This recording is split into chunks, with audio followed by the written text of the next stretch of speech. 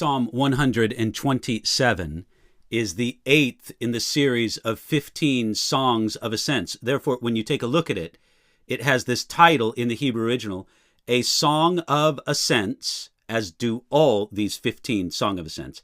But then it also adds here, of Solomon. Now, most people believe that Solomon was in fact the author of this psalm. Yet the Hebrew phrasing would allow the idea that this psalm was composed by David for Solomon. I'm going to consider Solomon to be the author in my explanation of the psalm, but I just want to suggest that to you. Here, I believe that Solomon is really speaking in a powerful and poetic way about God's work in building houses, in building cities, and in building families. G. Campbell Morgan said this, thinking about this psalm as a whole. He said, "The strength of the Hebrew people is in the past, and all that remains of it today largely results from their keen sense which they ever cherished of the importance of the home and the family. The house, the city, labor, all are important to the conserving of the strength of the family." Now, it's interesting, if I could just make a comment on that line that I read to you from G. Campbell Morgan. When he was writing in the early part of the 20th century, he said the strength of the Hebrew people is in the past. He hadn't contemplated the establishment of the modern state of Israel in 1948. He was looking at their strength as just being a past thing, but he said that strength was preserved by their emphasis on the home and family, which is reflected in this beautiful, powerful psalm. Psalm 127, again, it's a work that speaks about God's building work in houses, in cities, and in families. Here we go. Verse 1. "Unless the Lord builds the house, they labor in vain who build it. Unless the Lord guards the city, the watchman stays awake in vain." Solomon understood that the work of man has its place, yet the work of man is of little ultimate use without the work and blessing of God upon it. Without God's work and blessing, we labor in vain. Again, look at those lines from verse 1. "Unless the Lord builds the house, they labor in vain who build it." Again, to quote G. Campbell Morgan, he said, "No house building is successful which leaves God out of account. How we have seen men build only houses with great care and at great cost, only to see them crumble to pieces because God was forgotten." No, when it says, "unless the Lord builds the house," we're talking more about a structure made with bricks and mortar and wood and all the rest of it. No, we're talking about what God builds in a home, so to speak. It's very important for us to understand, without the Lord, there comes nothing but vanity. Things are destroyed. Things pass away. G. Campbell Morgan said those wonderful words about this importance of building and having God's preeminent idea in what we do and what we build, that we can never forget God. James Montgomery Boyce, in his commentary on Psalm 127, says something similar. He says, a Latin motto says, "Nisi Dominus frusta." It comes from the first words of this psalm, and it means, without the Lord, frustration. Boyce says, that is the motto of the city of Edinburgh, Scotland, appearing on its crest, and it is affixed to the city's official documents. It could be attached to the lives of many who are trying to live their lives without the Almighty. It's true. Without the Lord, frustration. Now, when we read these words, "unless the Lord builds the house, they labor in vain who build it," and we've been considering that he means house here in verse 1 in a literal sense, a physical structure. It's possible that the house being built here is actually a family.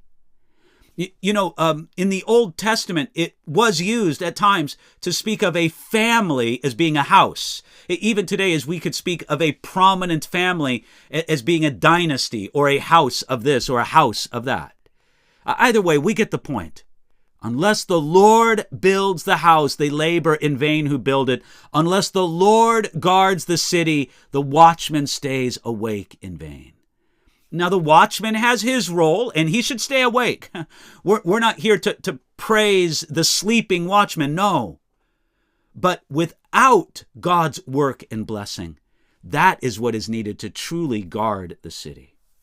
Now, when we consider just verse 1 here, unless the Lord builds the house, unless the Lord guards the city, it's especially meaningful to us that Solomon wrote this psalm.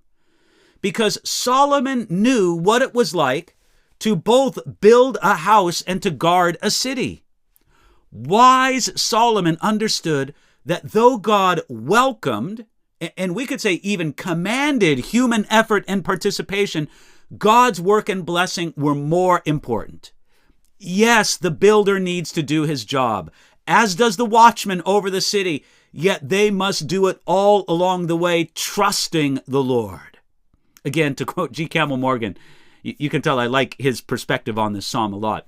He said, "These would be splendid words to cut into granite over the entrance of all of our homes and to emblazon in gold at the meeting places of those in civic authority. Better still, let them be written in the heart of those who make homes and guard and govern cities." We need these words, yes, publicly seen, but more importantly, hidden in the heart. Now, verse 2, he's going to talk about the vanity of reliance upon the strength of man. Verse 2, "It is vain for you to rise up early, to sit up late, to eat the bread of sorrows, for so he gives his beloved sleep." What a powerful statement. It is vain for you to rise up early. Now, I don't know about you, but I like to get up early. Some of my most productive work is done early. I do a lot of my Bible teaching here for this platform in this particular room early in the morning. And we gather that Solomon did not speak against getting up early and working hard. After all, if you turn to the book of Proverbs, you'll see many of Solomon's Proverbs praise the hard worker who rises early. If you want an example of that, go to Proverbs chapter 6, verses 6 through 11. But from the first verse of this psalm, we understand that Solomon intended the trust that many people put in their own hard work. That's what is vain. The anxiety that people cling on to, that shows a reliance on self, not God. And so in that sense, it is vain for you to rise up early, to sit up late, to eat the bread of sorrows. Again, he's not promoting laziness. He's not saying, sleep in. Don't work too late.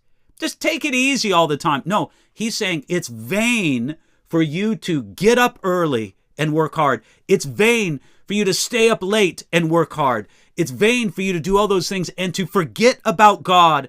The only thing you'll gain from that is the bread of sorrows. Why don't you go and get some of the sleep that God gives to his beloved? The commentator-writer Thomas Manton had a good definition of what the bread of sorrows were. He says it's living a life of misery and labors, fretting at our own disappointments, eaten up with envy at the advancement of others, afflicted overmuch with losses and wrongs. There is no end of all their labors. Now listen, we need to trust God. Yes, work hard, but all your hard work without trusting God, it has the potential to bring great sorrow in your life. You'll just be eating the bread of sorrows. As we said before, take a look at the last line of verse 2. Look at what's preferred. Just get the sleep that God gives to his beloved. Now, men who are affected by reliance on their own hard work and experience, they experience the anxiety that often comes with it. God's blessing is to give his beloved ones sleep. They can be at peace knowing that God's hand is at work, that God's eye is watching even as they sleep. Now, very interesting here in verse 2, that phrase, for so he gives his beloved sleep. There are more than a couple of commentators who believe, again, James Montgomery Boyce is one of them, that this may be a hidden or even cryptic reference to Solomon himself. He gives his beloved sleep. In Hebrew, the words are actually connected to a title or a name that was given to Solomon in 2 Samuel chapter 12, verse 25, Jedidah, meaning beloved of Jehovah. Maybe that's who he's referring to there. But again, whether or not it refers to Solomon, we long for it to refer to us. We want the blessed sleep that God gives to his beloved. And if you're having sleep problems, which many people do, take this verse before the Lord. Say, Lord, you say here in your word that you give your beloved sleep. I know that in Jesus Christ I am beloved by you. Lord, I ask that tonight you would give me sleep. F.B. Meyer said of this idea, he said, "Begone, dull, worrying care. Let me rest, sweet faith and hope. Close my eyes and still my heart. Jesus, give me sleep. And in sleeping, give me my heart's desire that I may awake and be satisfied." It's beautiful, isn't it? Now, let's go on to verse 3 and take a look here at what he has to say about blessing upon the family. To introduce us, let me read you something from Bishop Horn, that Anglican commentator from a few hundred years ago. He said, "The labors of mankind, first in building houses and cities, and then in guarding and securing their possessions, are undergone not with a view to themselves alone, but to their families, which they would establish and perpetuate."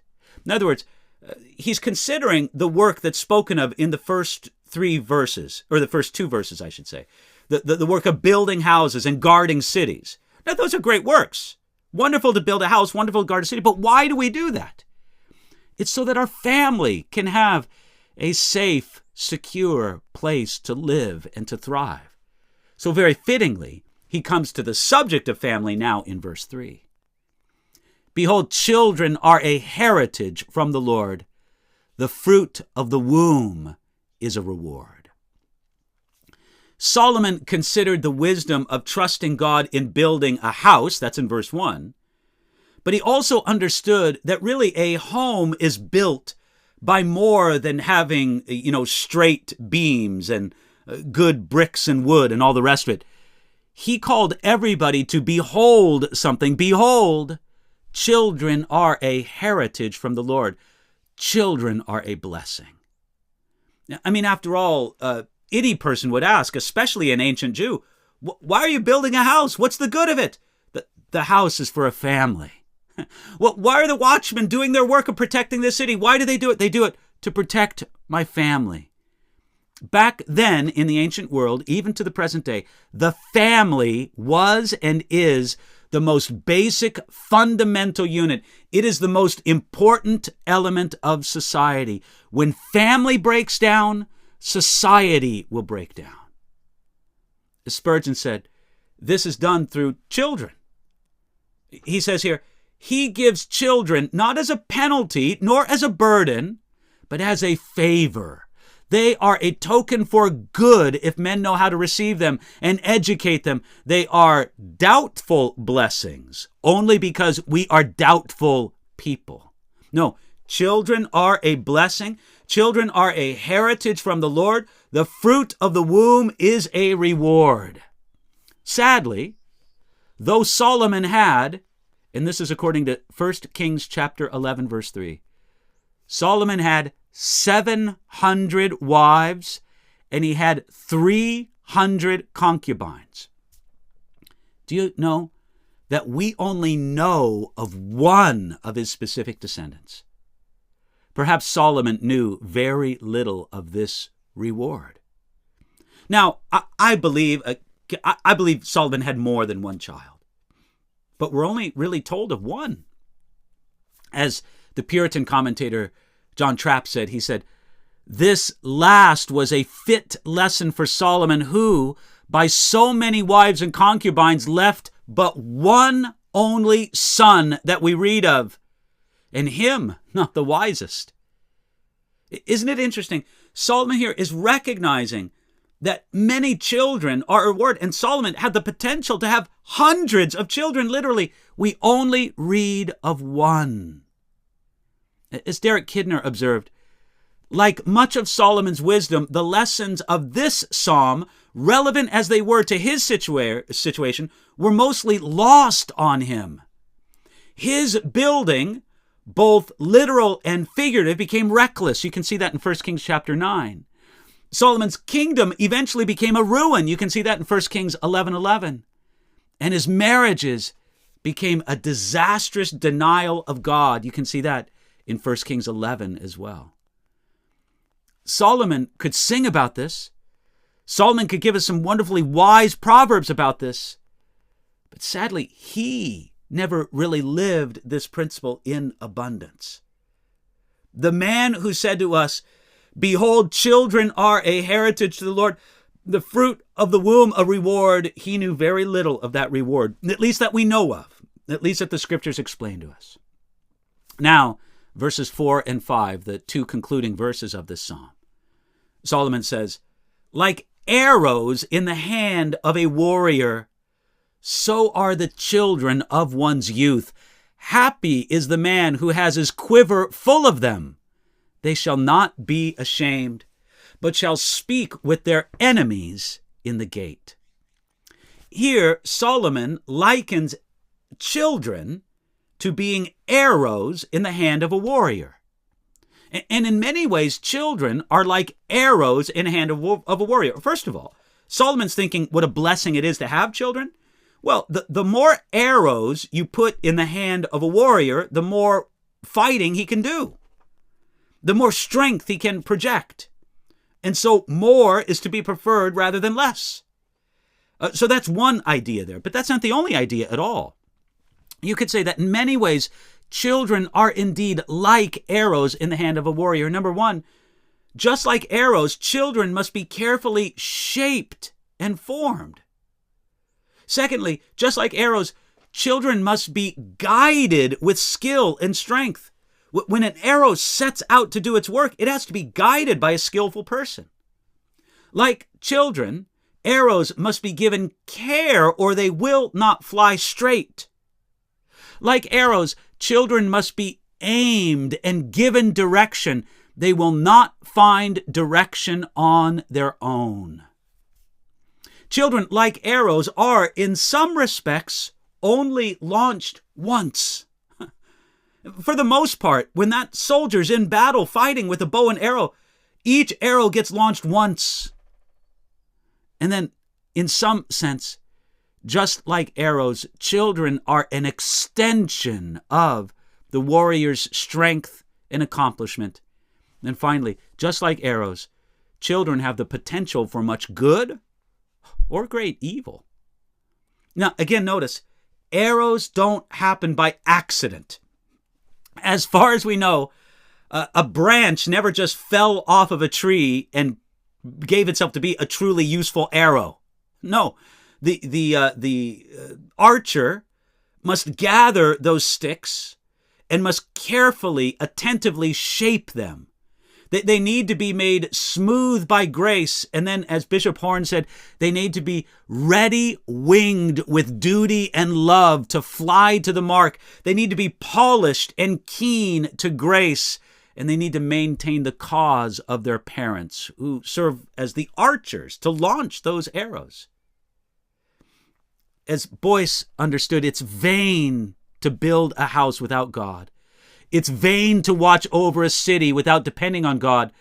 But it's even more foolish to try to raise a family without God.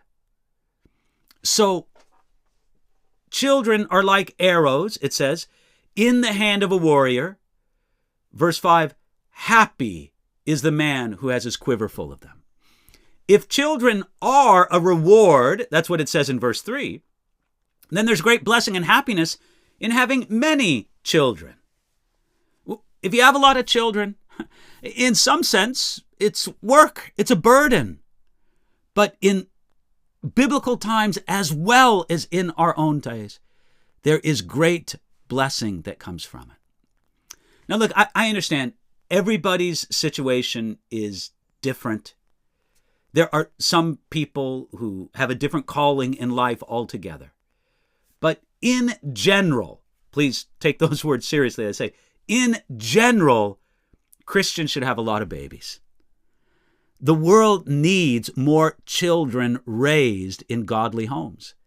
The world needs more arrows that will be skillfully shaped and launched into the world.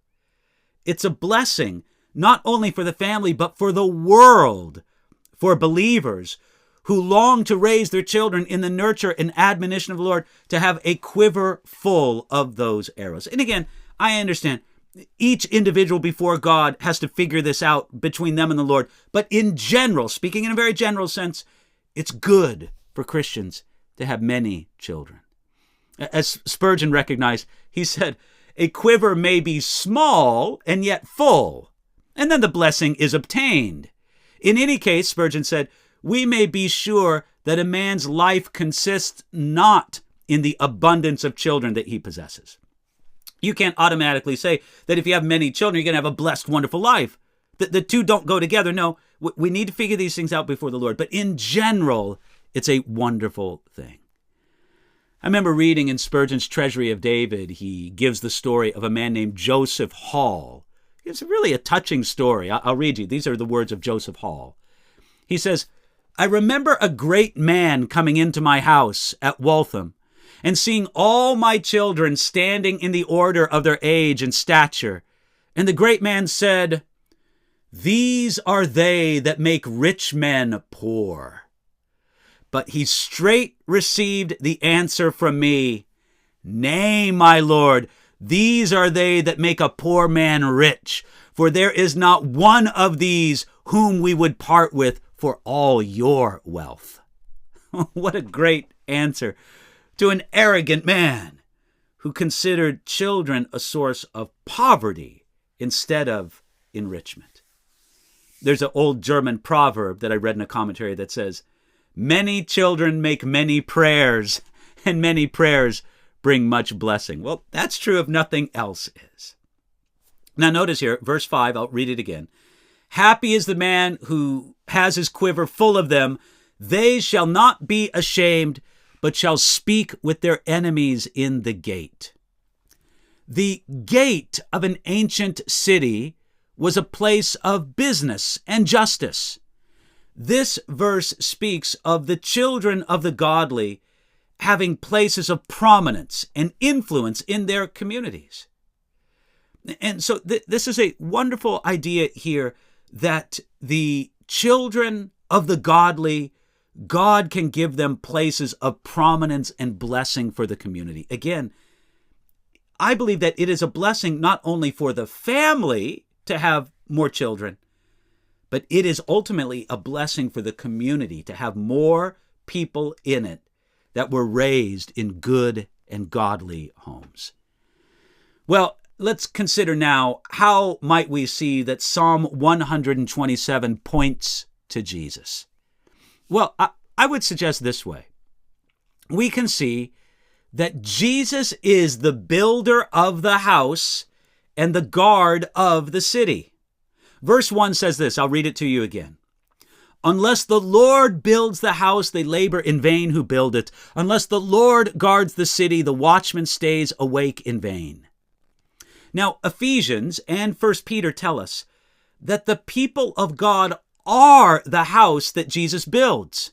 And the book of Revelation tells us of the heavenly city, the New Jerusalem, that is guarded by God. All of this collectively, all these New Testament thoughts connect with the idea that in Jesus, we are part of God's family, and we can be considered God's children in a particular way. We are children by adoption, but still we are in God's quiver. We are God's family. Jesus is the builder of the house. Jesus is the guard of the city. And in Jesus, we are in the family of God. What a beautiful and powerful thought. Let me conclude now with prayer. Father in heaven, we pray for a blessing upon our families, our homes. Lord, I pray for those who have what we might call literal families. They have a spouse and they have children or they have grandchildren. Lord, put a blessing on those families. Teach us to pray for our families. And Lord, I pray for those perhaps whom in the biblical pattern that you revealed to us in the New Testament, you've called them to singleness. And Lord, you have a calling and a purpose for them. Lord, you've given them spiritual families, families among and connected to the people of God in general. Lord, put a blessing on those families as well. We are persuaded of it, Lord, that it's vain for us to do our work unless you fill it and guide it and bless it every step of the way. It's true for our homes. It's true for our communities. Lord, it is especially true of our families, and we submit those to you gladly. In Jesus' name, amen.